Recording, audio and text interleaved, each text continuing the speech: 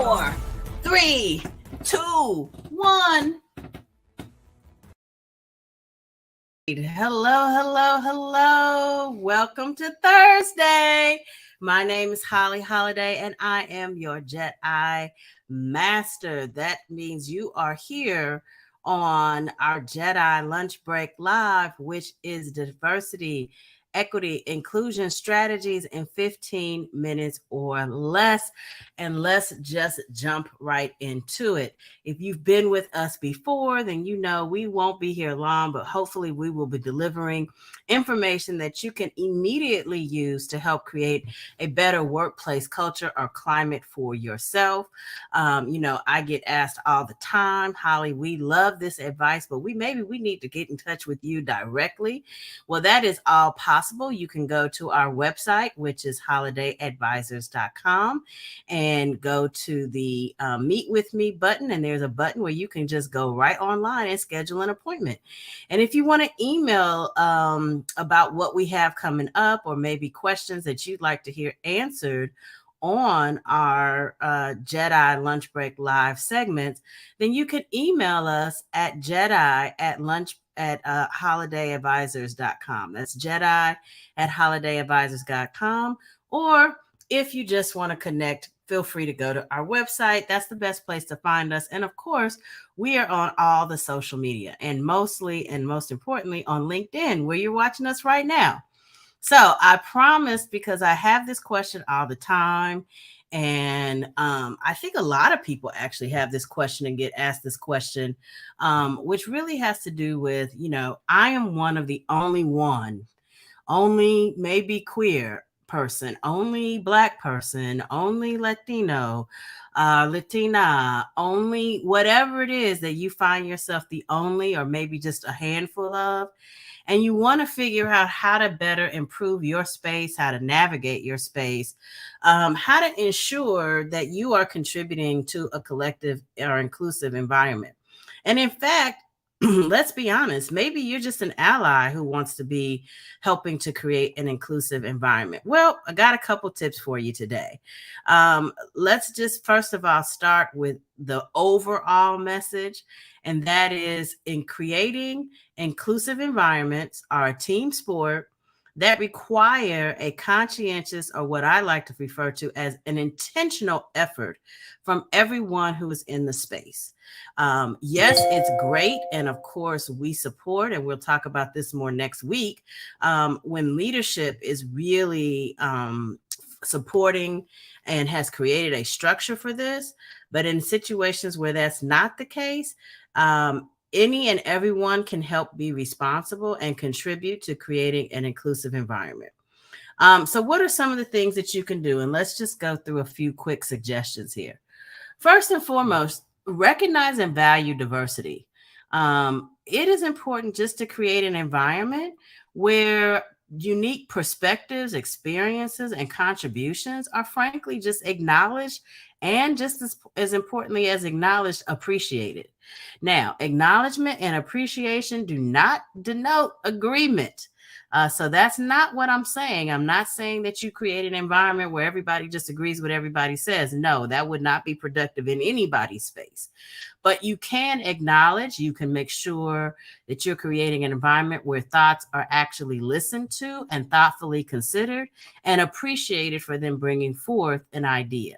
The emphasis here is to create an environment where you value different perspectives in the hopes and with the impact of having better group outcomes.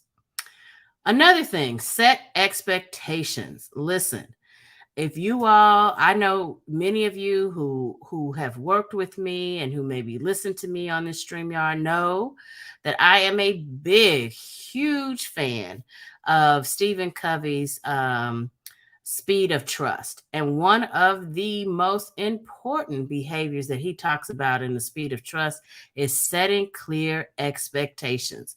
This is establishing ground rules that help people to know what the boundaries are of the environment that they're in.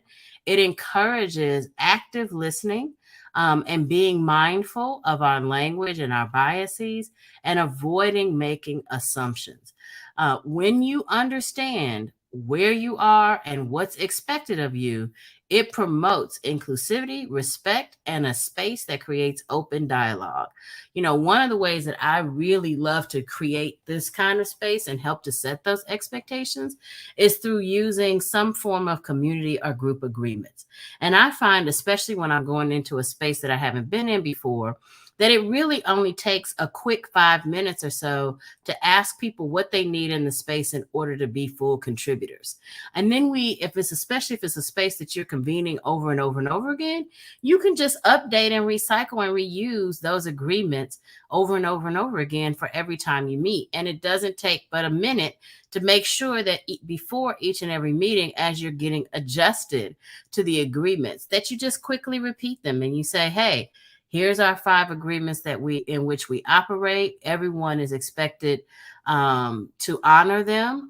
If you need something else in this space, because let's face it, sometimes we have good or bad days and we need to create additional guidance to help us on those special days. It takes no time and it helps everyone to understand that their viewpoints are valued. Next up, let's make sure that we ensure a level of equity around participation. Now, some people would say equal participation, and I think that's a little much, but it is important that you encourage people to share, that you make intentional time and sometimes even refer to people to make sure they have an opportunity to share. And I would say just as importantly on the same note is prepare people before the meeting. If you know that people are less likely to speak, or maybe they are intimidated, or whatever the reason is that they're less contributory than other people, then before the meeting, give them an assignment so that they can prepare. Everybody doesn't just come up with great ideas off the top of the dome, as they say.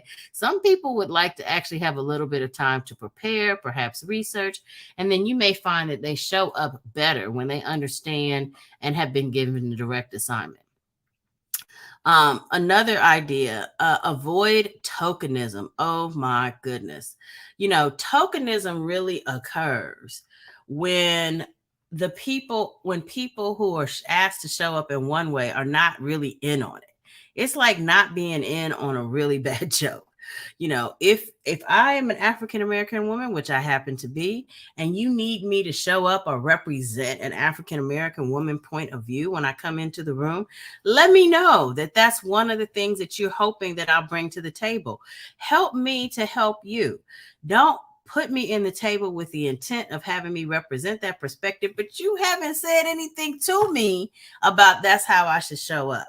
That's the difference between tokenism and engagement. If you let me in on it, then I probably am going to show up in a way that's not only the way in which you hoped I would show up, but more importantly, I'm probably going to be better prepared and provide a deeper and richer level of engagement and content than you would if you had just blindsided me. Now, that's just one way in which tokenism shows up, but the key thing here is recognize and acknowledge. Recognize and acknowledge that you're looking for that specific expertise or point of view or representation, and make sure that the person who you're seeking to share that expertise, representation, or perspective, that they know that that's exactly what they're doing when they show up. Here's one of my greatest examples. I love Justice Ketanji Brown Jackson. I'm a big fan. I've had the opportunity to meet her on several occasions, and I continue to watch her work in many ways on the Supreme Court. Well, when she was being confirmed, it was very clear to her and to everyone that one of the ways in which we would hope for her to show up is in her Black woman space and bringing that experience that she's had as a jurist, as a Black woman jurist, to the bench. And boy, has she been making waves ever since. Thank you for that Alabama decision 2 weeks ago. So those are the kinds of ways that you can see that if you understand and you share with people what your expectations are of them, what perspective you're particularly interested in. That doesn't mean that's the only way that they'll show up, but at least that avoids that awful and awkward tokenism. which is really born out of a supremacy structure that says that you don't value my thoughts or my process or my perspective enough to share with me what you actually need with me. You're just going to kind of put me in a position where you hope I'm going to show up a certain way. Well, I'll tell you something. People are really smart, and you may find that going that route will not get you the perspective that you think it will. So just be careful.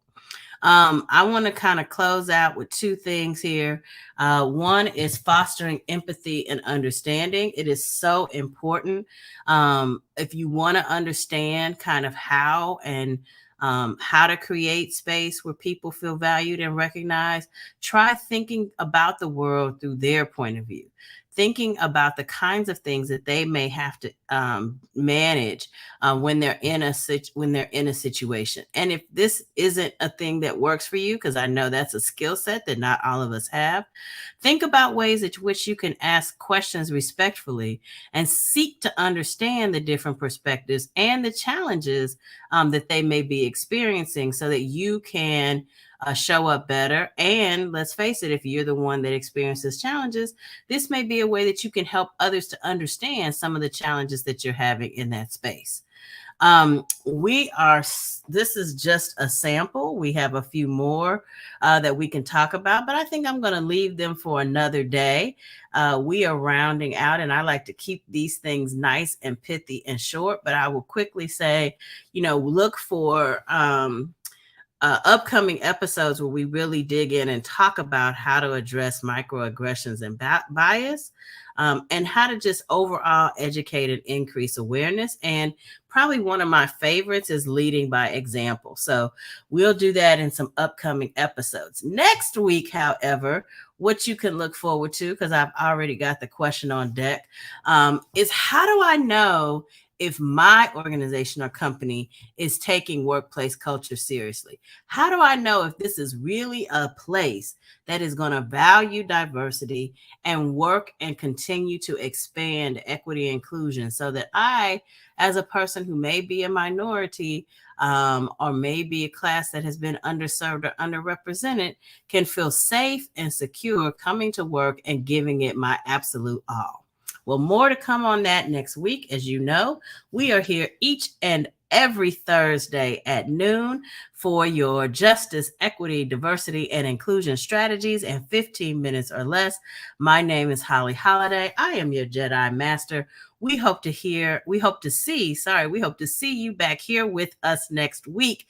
And in the meantime, for more tidbits and information, be sure to follow us, like us, join us, share with us, do all the things on our social media channels. And don't forget, if you have a question, you can always reach out to me at Jedi@holidayadvisors.com. That's Jedi, Jedi, at holidayadvisors.com. Until then, we'll see you next week.